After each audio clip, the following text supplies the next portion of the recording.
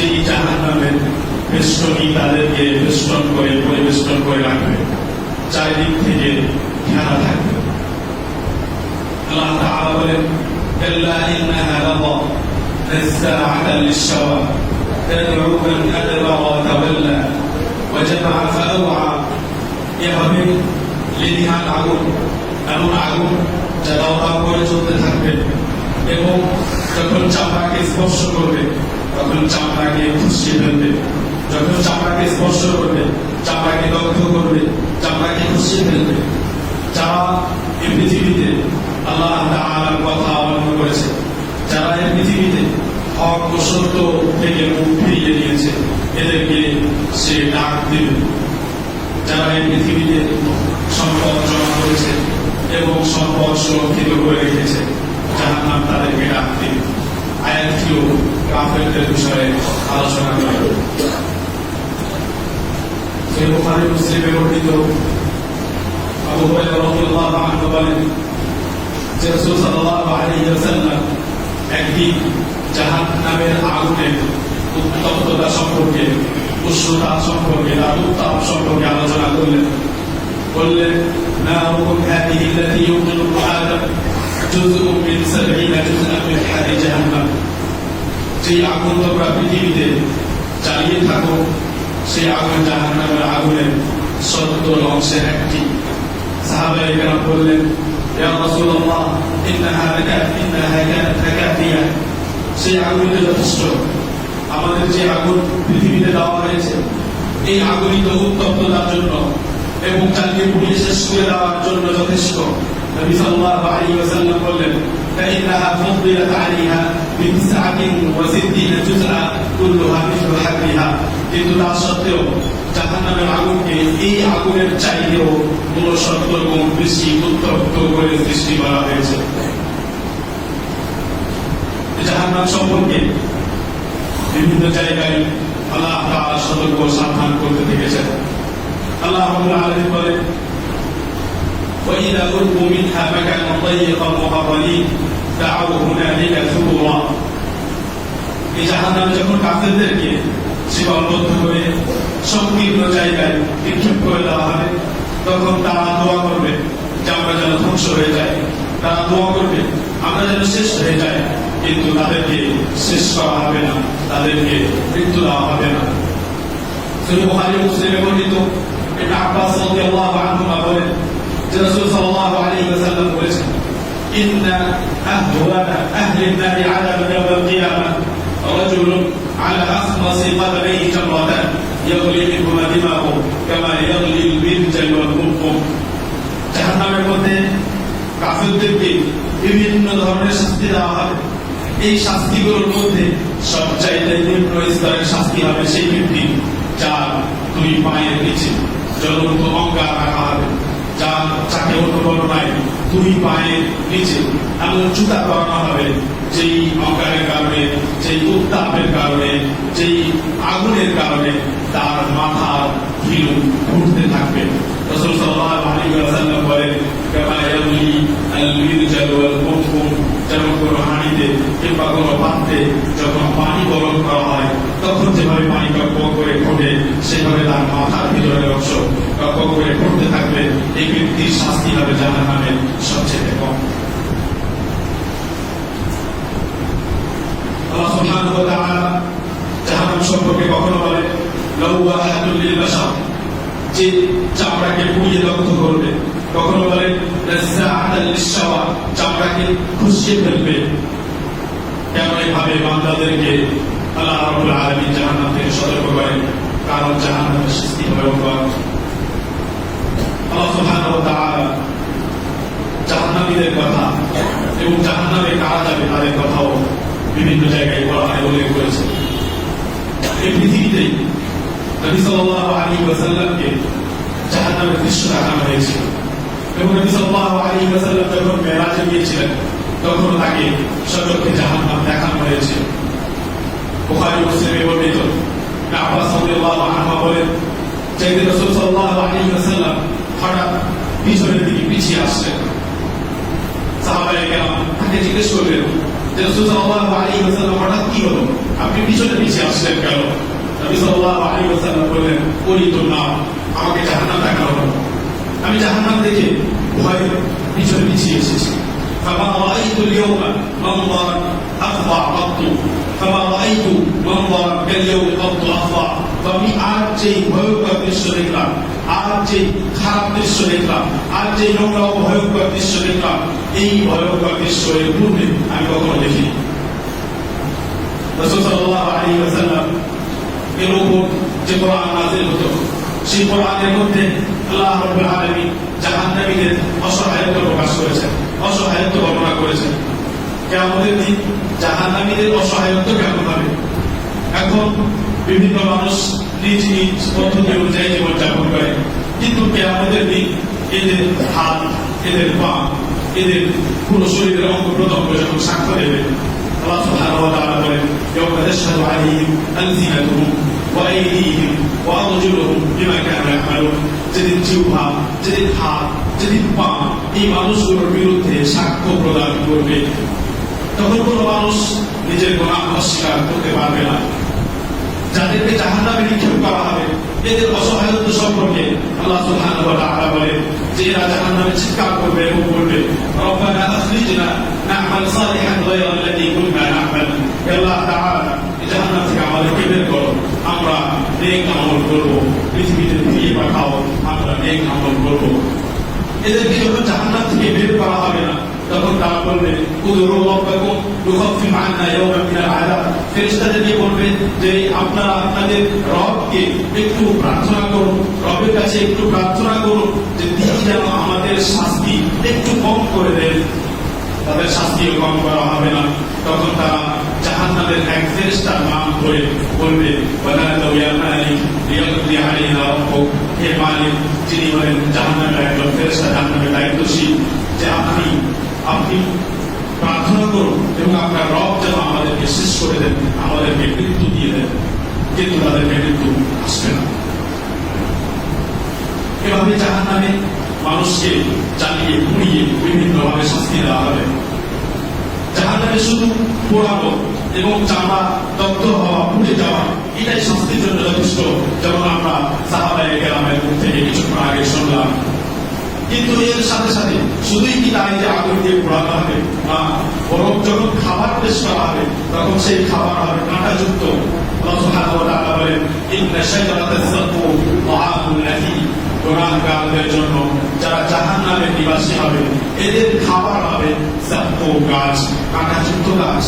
সেই কাঁটা তাদের গলায় আটকে যাবে এবং যখন পানি পান করার জন্য আল্লাহ রাব্বুল আলামিনের কাছে পানি চাইবে, তখন আল্লাহ রাব্বুল আলামিন বলেন ওয়া ইস্তাগীফু ইওয়াতু বিমাইন কালমুল ইয়াশউল ওযু। যখন তারা পানি চাইবে, আল্লাহ রাব্বুল আলামিন পানির প্রয়োজন, তখন এত গরম পানি দেওয়া হবে যে সেই গরম পানির কারণে তাদের চামড়া পুড়ে যাবে, তাদের চামড়া ঝলসে যাবে। আল্লাহ সুবহানাহু ওয়া তাআলা গরম পানি সম্পর্কে কোরআনে বিভিন্ন জায়গায় আলোচনা করেছেন। আল্লাহ রাব্বুল আলামিন জাহান্নামীদের ব্যাপারে বলেন, কাফেরদের ব্যাপারে বলেন ফিসাল মুমিন ওয়া হামিম ওয়া যিল্লিন মিন ইয়াহমুম। সেখানে বাতাস চলবে তো গরম বাতাস, এবং পানি পান করানো হবে তো গরম পানি, এবং আগুন হবে এমন যে তার ধোঁয়া কালো কালো দেখাবে। সম্মানিত দিনী মুসলিম ভাইরা, আল্লাহ সুবহানাহু ওয়া তাআলা কাফেরদের শাস্তির কথা উল্লেখ করে সমস্ত মুসলিমকেও সাবধান ও সতর্ক করেছেন যে তোমাদের শরীর, তোমাদের চামড়া, তোমরা এত শক্তিশালী নও যে তোমরা জাহান্নামকে সহ্য করতে পারবে, তোমরা জাহান্নামের আগুনকে সহ্য করতে পারবে। আল্লাহ সুবহানাহু ওয়া তাআলা কাফেরদের সম্পর্কে আরো বলেন কুল্লামা নাদিজাত জুলুদুহুম বাদদালনাহুম জুলুদান গায়রাহা লিয়াযুকুল আযাব। যখন যখন তাদের চামড়া পুড়ে দগ্ধ হবে, যখন তাদের চামড়া সম্পূর্ণ পুড়ে যাবে, তখন সেই চামড়া পরিবর্তন করা হবে, তাদেরকে আবার অন্য চামড়া দেওয়া হবে এবং তাতে এই শাস্তি তারা ভোগ করতে থাকবে। আবার চামড়া জ্বলে পুড়ে দগ্ধ হবে, পুড়ে যাবে, আবার তাদেরকে চামড়া দেওয়া হবে, চামড়া আবার নতুন হয়ে যাবে এবং চামড়ায় শাস্তি চলতে থাকবে। জাহান্নামীরা এবং যারা জাহান্নামের দিকে কিয়ামতের দিন যাবে, তারা অবশ্যই কিয়ামতের দিন অসহায় হবে। তাই কেন কিয়ামতের দিন অসহায় হতে আমরা পছন্দ করি। আল্লাহ সুবহানাহু ওয়া তাআলা আমাদের সকলকে সম্বোধন করে বলেন আফামা من يلقى في النار خير أم من يأتي آمنا يوم القيامة اعملوا ما شئتم إنه بما تعملون بصير যাদেরকে কিয়ামতের দিন জাহান্নামে নিক্ষেপ করা হবে এরা কি ভালো, এরা কি উত্তম, এরা কি ভালো মানুষ, এদের পরিণতি কি ভালো যাদেরকে কিয়ামতের দিন জাহান্নামে নিক্ষেপ করা হবে, নাকি সেই ব্যক্তির পরিণতি ভালো, নাকি সেই ব্যক্তি ভালো, সেই ব্যক্তি উত্তম যে কিয়ামতের দিন নিরাপদ থাকবে। আমার বান্দারা আল্লাহ রাব্বুল আলামিন বলেন, হে আমার বান্দা তোমরা যা চাও তাই করো, তোমাদের চান যেভাবে জীবনযাপন করা ইচ্ছে সেভাবেই করো, কারণ তিনি রব্বুল আলামিন তোমাদের সকলের আমল দেখছেন। আল্লাহ রাব্বুল আলামিন আমাদের সকলকে এই কথাগুলো বোঝার তৌফিক দান করুন।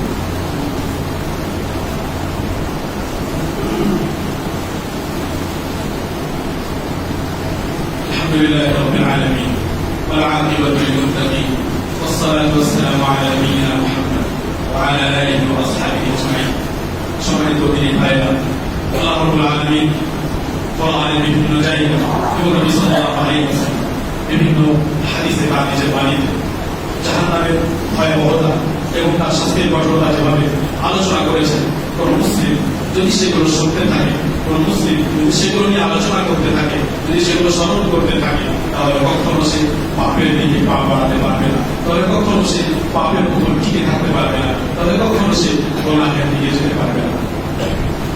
সম্মানিত উপস্থিতি, আল্লাহ সুবহানাহু ওয়া তাআলা এবং তার রাসূল সাল্লাল্লাহু আলাইহি ওয়াসাল্লাম কিছু এমন আমলের কথা উল্লেখ করেছেন যেই আমলগুলো মানুষকে জাহান্নামের দিকে নিয়ে যায়। আল্লাহ রাব্বুল আলামিন বলেন, আল্লাযী ফি জাহান্নাম মাসওয়াল লিল মুতাকাব্বিরিন, অহংকারীদের ঠিকানা আবাসস্থল কি জাহান্নামে নয়। তার মানে অহংকার করা, মানুষকে ছোট মনে করা কিংবা হক ও সত্য সামনে আসার পরেও গ্রহণ না করা মানুষকে জাহান্নামের দিকে নিয়ে যেতে পারে, এটা জাহান্নামে যাওয়ার কারণ। তেমনি স্পষ্টভাবে মিথ্যে কথা বলা সম্পর্কে নবী সাল্লাল্লাহু আলাইহি ওয়াসাল্লাম বলেছেন যে মিথ্যে কথা বলা মানুষকে জাহান্নামের দিকে নিয়ে যায়। কোন মানুষ যদি কোন মানুষের উপরে মিথ্যে অপবাদ দেন, কোন মানুষকে জেনা বা ব্যভিচারের অপবাদ দেন, তাহলে তাকে পৃথিবীতেই ৮০ পোড়া মেলে শাস্তি দেওয়ার কথা বলা হয়েছে এবং যেগুলো গোনা তার শাস্তি পৃথিবীতে নির্ধারণ করা হয়েছে। এই গোনা কবিরা এবং কবিরা গোনা মানুষকে জাহান্নামের দিকে নিয়ে যায়। সম্মানিত উপস্থিতি, আমরা অনেক সময় নিজেকে যখন দেখি যে আমরা অমুখাপেক্ষী, কারণ প্রয়োজন নেই, আমার কাছে সবকিছু আছে, তখন সাধারণত মুসলিমদের উপর, দুর্বলদের উপর অন্যায় করি এবং এই অন্যায় করা, জুলুম করা, অন্যের মাল আত্মসাৎ করা, অন্যের পয়সা নিয়ে নেওয়া, জমি দখল করে নেওয়া, অন্যরকম ভাবে অন্যায় করা, দুর্বলদের উপর অন্যায় করা, কাউকে এমনি অন্যায় ভাবে প্রহার করা, কাউকে অন্যায় ভাবে গালি দেওয়া, এসব জুলুমের অন্তর্ভুক্ত। তেমনি যদি কারো হক আমার কাছে থাকে এবং আমার কাছে সেই হক ফিরিয়ে দেওয়ার ক্ষমতাও থাকে, তারপরেও সেই হক ফিরিয়ে দিতে আমি যদি ইচ্ছাকৃত বিলম্ব করি, তাহলে সেটাও জুলমের অন্তর্ভুক্ত। আব্দুল তাহির রাহিমাহুল্লাহ বলেন যে এই জুলম কবিরা গুনাহের অন্তর্ভুক্ত এবং কবিরা গুনাহ মানুষকে জাহান্নামের দিকে নিয়ে যায়, অর্থাৎ এই কাজগুলো জাহান্নামে যাওয়ার কারণ। তেমনি কোন মানুষ যে নিজের মাতা পিতার কথা শোনে না, যে নিজের মাতা পিতা অবাধ্য হয়, অপূর্ব নেই, মাতা পিতার অবাধ্যতা, মাতা পিতার কথা না শুনে অন্য মানুষের কথা শোনে, সত্য এবং হকের বিষয়ে ভালো কথা যদি হয়, যদি আল্লাহ রাব্বুল আলামিনের নাফরমানি না হয়, তারপরেও আল্লাহ রাব্বুল আলামিনের কথা নাফরমানি না হওয়ার পরেও মানুষের কথা শুনে কিংবা নিজের অন্য কোনো আত্মীয় কথা শুনে কিংবা নিজের কোনো প্রিয় ব্যক্তির কথা শুনে যারা মা বাবার অবাধ্যতা করে, এরাও এমন গুনাহ করে যে গুনাহ তাকে জাহান্নামের দিকে নিয়ে যাচ্ছে। তেমনি সেই স্ত্রীও যারা নিজের স্বামীর অবাধ্যতা করে, নিজের স্বামীর বাধ্য নয় অবাধ্যতা করে, এদেরকে রাসূল সাল্লাল্লাহু আলাইহি ওয়াসাল্লাম জাহান্নামের কথা বলেছেন এবং বলেছেন যে নারীদের জাহান্নামে, অধিকাংশ নারীদের জাহান্নামে থাকা মূল কারণের মধ্যে একটা যে তারা স্বামীর অবাধ্যতা করে এবং স্বামীর শুকর আদায় করেন। সম্মানিত উপস্থিতি, আল্লাহ সুবহানাহু ওয়া তাআলা যে জাহান্নাম থেকে আমাদেরকে সতর্ক সাবধান করেছে, এই জাহান্নামে শুধু কি কাফেররা যাবে? জি না, আমরা যে আমলগুলো শুনছিলাম এই আমলগুলো শুধু কাফেররা করে না, বরং এই আমলগুলো মুসলিমরাও করে থাকে এবং এই আমলগুলো মুসলিমদেরকে জাহান্নামের দিকে নিয়ে যেতে পারে যদি তারা তওবা না করে মারা যায় কিংবা যদি আল্লাহ রাব্বুল আলামিন তাদেরকে ক্ষমা না করে। তিরমিজি রাহিমাহুল্লাহ বর্ণনা করেন যে আবু হুরায়রা রাদিয়াল্লাহু আনহু বলেছেন যে রাসূল সাল্লাল্লাহু আলাইহি ওয়াসাল্লামকে জিজ্ঞেস করা হলো আন আকসারি মা ইউদখিলুন নাস আন-নার, যে নবী সাল্লাল্লাহু আলাইহি ওয়াসাল্লাম সবচাইতে কোন কারণটি এমন যে কারণটিতে বেশি মানুষ জাহান্নামে যাবে, কোন কারণে বেশিরভাগ মানুষ জাহান্নামে নিক্ষিপ্ত হবে? রাসূল সাল্লাল্লাহু আলাইহি ওয়াসাল্লাম বললেন আল-ফাম ওয়াল ফারজ, আল-ফাম ওয়াল ফারজ, মুখ এবং লজ্জাস্থান। মুখ এবং লজ্জাস্থানের কারণে বেশিরভাগ মানুষ জাহান্নামে যাবে। বেশিরভাগ মানুষ, অনেক মানুষ এমন হতে পারে যারা নেক আমল করে কিন্তু মুখে সমালোচনা করে, চুগলি করে, গালি দেয় এবং লজ্জাস্থানের সংরক্ষণ করে না, হেফাজত করে না। লজ্জাস্থান স্ত্রী ছাড়া অন্য জায়গায় ব্যবহার করে, নিজের চাহিদা স্ত্রী ছাড়া অন্য জায়গায় পূরণ করে। এই মানুষগুলো জাহান্নামে যাওয়ার কাজ করছে। এবং যদি আমরা জানতে চাই যে মুসলিম হওয়া সত্ত্বেও, তাওহীদবাদী হওয়া সত্ত্বেও কিভাবে বড় বড় গুনাহ করার কারণে জাহান্নামে মানুষকে শাস্তি দেওয়া হবে, তাহলে আমরা শুনি বুখারীতে বর্ণিত এই হাদিসটি, যে হাদিসটি বর্ণনা করে সামরা ইবনে জুনদুব রাদিয়াল্লাহু আনহু। এবং যে হাদিসে সামরা ইবনে জুনদুব রাদিয়াল্লাহু আনহু রাসূল সাল্লাল্লাহু আলাইহি ওয়াসাল্লামের মেরাজ যাত্রা বর্ণনা করেছেন। যখন রাসূল সাল্লাল্লাহু আলাইহি ওয়াসাল্লাম মেরাজে গেলেন এবং তাকে জাহান্নামের ভয়াবহ দৃশ্যগুলো দেখানো হলো, বিভিন্ন মানুষকে কিভাবে শাস্তি দেওয়া হচ্ছে তা দেখানো হলো।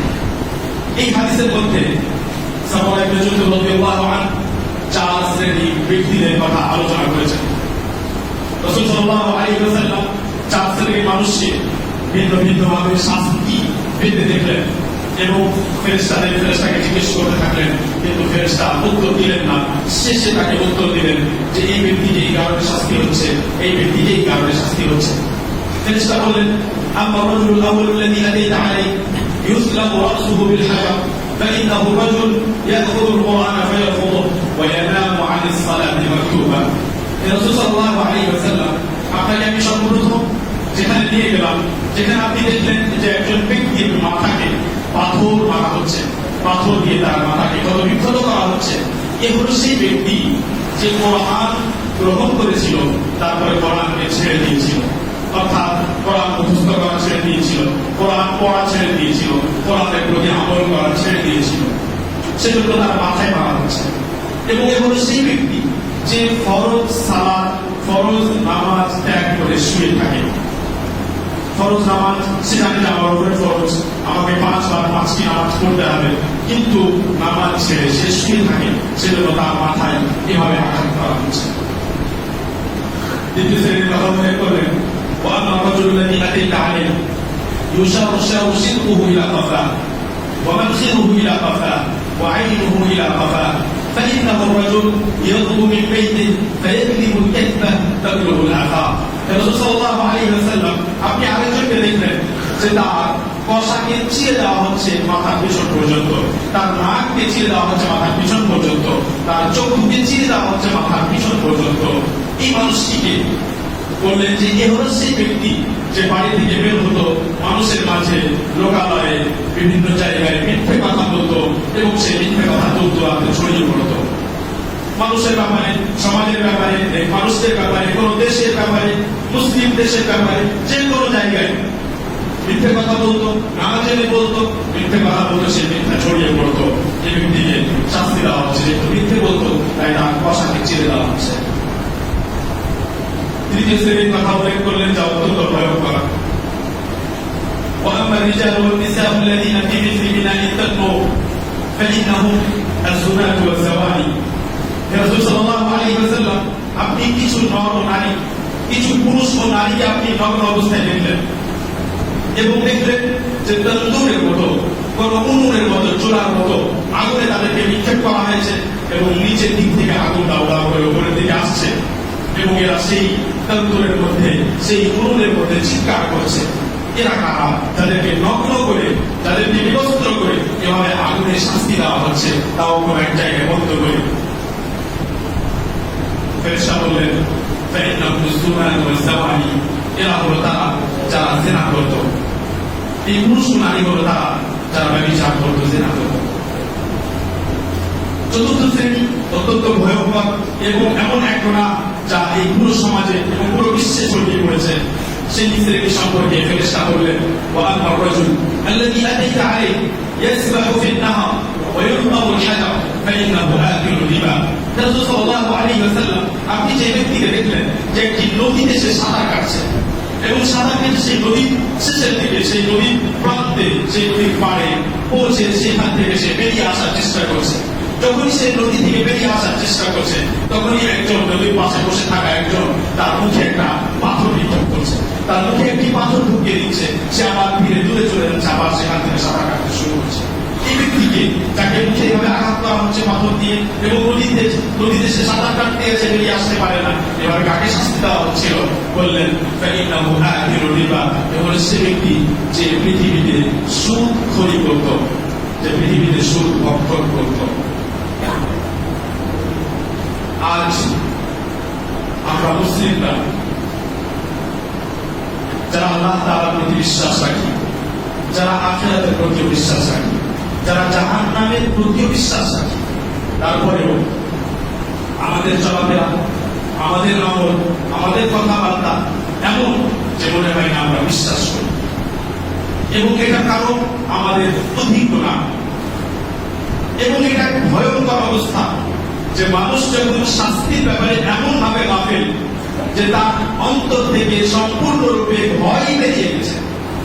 যদি কোনো ব্যক্তির মন থেকে সম্পূর্ণরূপে জাহান্নামের শাস্তি, আল্লাহ তাআলার ভয় বেরিয়ে যায়, তাহলে এটা কুফরি, তাহলে এই কারণে সে ব্যক্তি কাফের হবে। যদি কোনো ব্যক্তির মন থেকে সম্পূর্ণরূপে আল্লাহ তাআলার ভয় বেরিয়ে যায়, না জাহান্নামের কোনো ভয়, না আল্লাহ তাআলার শাস্তির কোনো ভয়, না পৃথিবীতে আমার উপর শাস্তি আসতে পারে, নামাজ ছেড়ে দিলে কি হবে, রোজা ছেড়ে দিলে কি হবে, কোনো পরোয়াই নেই, যদি 100% তার মধ্য থেকে পূর্ণরূপে ভয় বেরিয়ে যায়, তাহলে সেই ব্যক্তি কাফের হয়ে যায়। আর যদি এমন হয় যে এই ভয় কমে গেছে, অনেক কমে গেছে, বারবার গুনাহ করার কারণে, প্রতিদিন নামাজ না পড়ার কারণে, আল্লাহ তাআলা থেকে দূরে সরে যাওয়ার কারণে, কোরআন থেকে বহু দূরে থাকার কারণে এমন ভাবে তার মধ্য থেকে ভয় কমে গেছে যে তাকে দেখে মনে হয় না যে সে কোনো শাস্তির ওপর ভয় করে, সে কোনো শাস্তি নিয়ে ভাবে, তাহলে এ হলো কাবীরা গুনাহ। এই কাবীরা গুনাহ সম্পর্কে মনে হয় না কোনোদিন শুনেছি আমরা। এগুলো এমন কাবীরা গুনাহ যেটা কাবীরা গুনাহের মধ্যে পাওয়া যায়। যদি একজন এত কাবীরা গুনাহ করে, এত বড় বড় গুনাহ করে যে তার যেন ভয় একেবারেই কমে গেছে, তার ভয় কমে গেছে, তার শাস্তির কোনো ভয় নেই, ভয় অনেক কমে গেছে, যদিও সম্পূর্ণ শেষ হয়নি, সম্পূর্ণ শেষ হয়ে গেলে কুফরি, এবং যদি কমে যায়, অনেক কমে যায়, তাহলে সেটা কাবীরা গুনাহ। এক সময় ছিল যখন নবী সাল্লাল্লাহু আলাইহি ওয়াসাল্লাম কোন মানুষকে যদি মসজিদের মধ্যেও দেখতেন যে এই মানুষটি জামাতে অংশগ্রহণ করেনি, তাহলে নবী সাল্লাল্লাহু আলাইহি ওয়াসাল্লাম তাকে সম্বোধন করে বললেন যে তোমরা কি মুসলিম নও? অর্থাৎ মুসলিম তো আবার জামাতে ছিল না কেন? এই ছিল পরিচয় মুসলিমদের। আল্লাহ রাব্বুল আলামিন বলেন যে পূর্ব থেকেই মানুষ নবীগণের অনুসরণ করতে থাকলো, নেক আমল করতে থাকে, কিন্তু পরবর্তী যুগে কিছু মানুষ আসলো, আদাউস সালাতা ওয়াত্তাবাউশ শাহাওয়াতি ফাসাউফা ইয়ালকাউনা গায়্যা।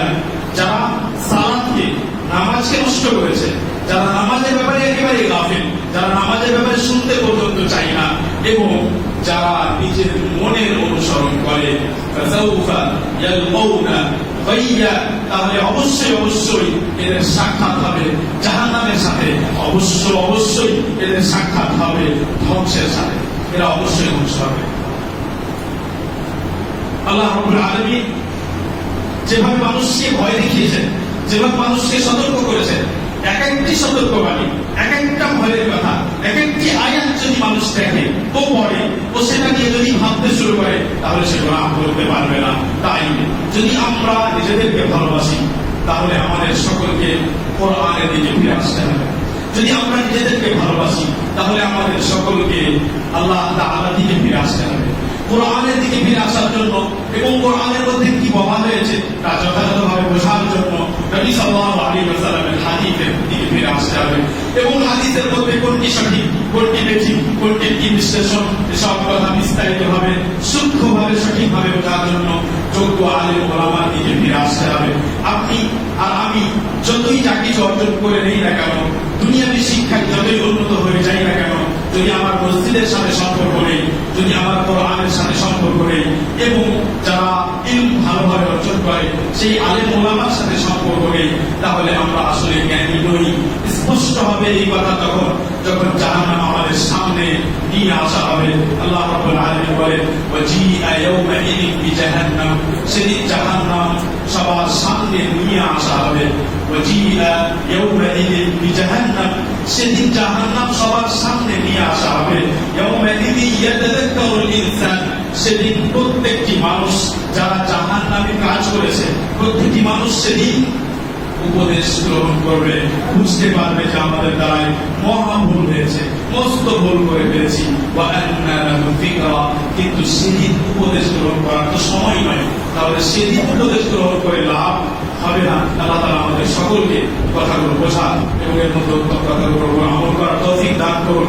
যেমন আমাদেরকে আল্লাহ রাব্বুল আলামিন আজ জুমার দিনে, পবিত্র স্থানে একত্র হওয়ার তৌফিক দান করেছেন, তেমনি যেন আল্লাহ তাআলা আমাদেরকে প্রত্যেক সালাতে বিভিন্ন মসজিদের জায়গায় উপস্থিত হওয়ার তৌফিক দান করেন। এবং যে সমস্ত মানুষ এখনো বিভ্রান্তির মধ্যে, যারা এখন গাফলাতের মধ্যে, যারা এখনো মনে করে যে আমি মাঝে মধ্যে সালাত পড়ে জান্নাতে চলে যাব, এদের যেন এদের মধ্যে আল্লাহ তাআলা ভয় তৈরি করে এবং এদের সকলকে কুফরি করা থেকে বাঁচান এবং এদের সকলকে হিদায়াত দান করেন এবং আমাদের সকলকে জান্নাতে একত্র করেন। ওয়া সাল্লাল্লাহু আলাইহি ওয়া সাল্লাম ওয়া বারাকা আলা নবিয়িনা মুহাম্মদ ওয়া আলা আলিহি ওয়া সাহবিহি।